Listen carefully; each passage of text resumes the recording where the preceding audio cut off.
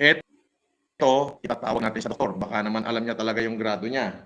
So at least yung doktor ang magpapadala, hindi tayo. Kasi bawal po ako magbigay ng salaming may grado. Hindi po ako doktor.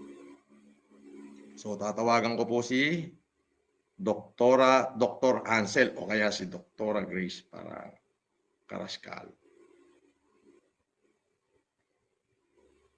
Ayan, tawag po tayo.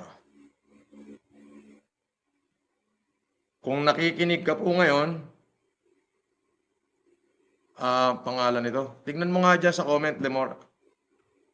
Emily Elarde, 2657. Doon, Emily. sandali, wag mong bababa, Grace. Doon sa hindi kagabi yung isang gabing live. Okay. Malapit na sa baba matapos yung comment. Okay. So ganito po mga kapatid, no. Sabi po dito ni Ma'am Emily Elarde 2657, one day ago, sabi niya, "Good morning, Dr. FLM. Gusto ko po humingi ng eyeglasses. 250 po ang grado ng eyeglass ko. Reading. Ito po ang address ko, Purok 1, Hubang, San Francisco, Agusan del Sur. Maraming salamat po, Dr. FLM. Grace, makinig ka. Sir.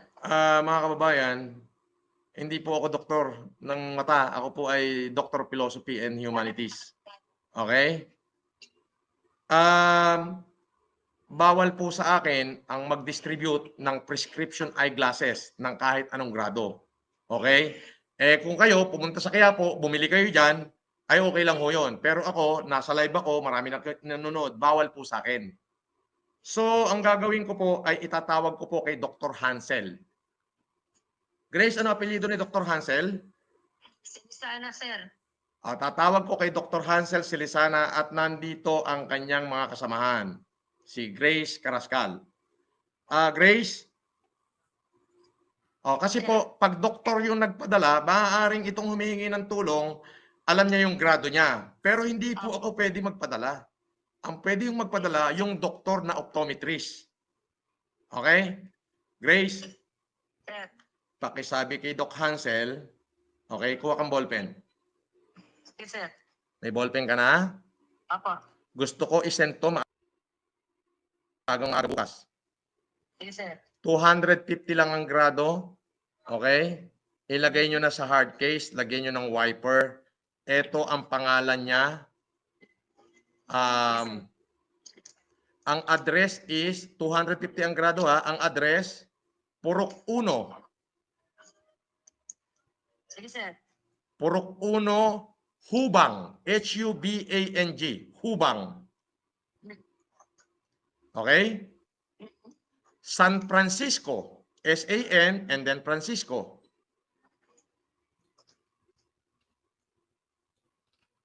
Okay? Agusan del Sur. Agusan del Sur. Okay?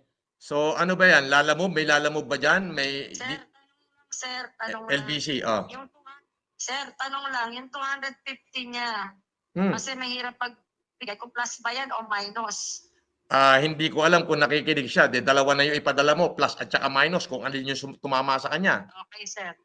Okay. So, ganito, Doc. Gusto ko to maipadala bukas na bukas. Pero kaya nga, sa doktor ako tumawag kay Doc Hansel Okay? So ngayon, pag pinadala nyo, ilagay nyo yung pangalan niya, Emily Elarde. Ang Emily niya, E-M-E-L-I-E. Emily. Tapos Elarde. Okay. Ewan ko kung tama tong pangalan niya na to, pero kung tama yung address, okay, tama yung address, okay naman. Ang ilagay nyo agad doon sa doon sa package, ilagay nyo from Doc Hansel and Francis Leo Marcos. Yes, sir. Okay? So, Grace, magkano ang gagastusin mo dyan para sa transportation? I-Gcash kita ngayon. Sir, para dalawang salamin ang anin natin, sir. Hindi, yung transportation, Masala, sir, hindi ko alam. Wala akong idea papuntang Agusan Okay, sige, tawag mo agad sa akin. Gusto ko maaga maipadala. Kung kaya mo siyang ipa-LBC mo na lang. Yes, sir. LBC na lang siguro, sir. LBC na lang. Okay. So, okay. So, kailangan doktor, at least, i-screenshot mo yan, Lemor, i-save mo yan na siya ang nanghingi ng ano. Nakita mo ba, Lemor? Yes po. Pwede ko po i-flex. I-flex mo, Lemor. Dito. I-flex. Screenshot ko dito, sir. I-flex mo, Lemor, para ma-screenshot. At least, kung sabihin niya na, ay malabo ho, ay dalawa kayo ho ang nagsabi niyan, pahingi ng 250 ang grado. Ngayon, ang gagawin ko ho, ang sabi ng doktor, ano ba yan, negative o positive? Mahihirapan naman hong kontakin ko kayo. Para maipadala na ho, magpapadala ho ako ng positive at negative. Kung ano ho yung maliwanag sa inyo, ay itapon nyo na lang ho yung malabo.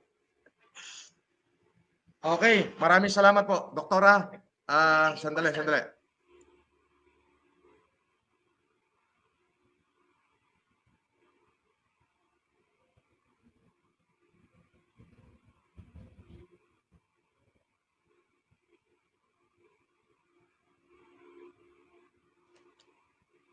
Okay, Lemor, okay na. Okay na po, boss? Oo, So ito, i-screenshot ko rin dito sa cellphone ko. yes.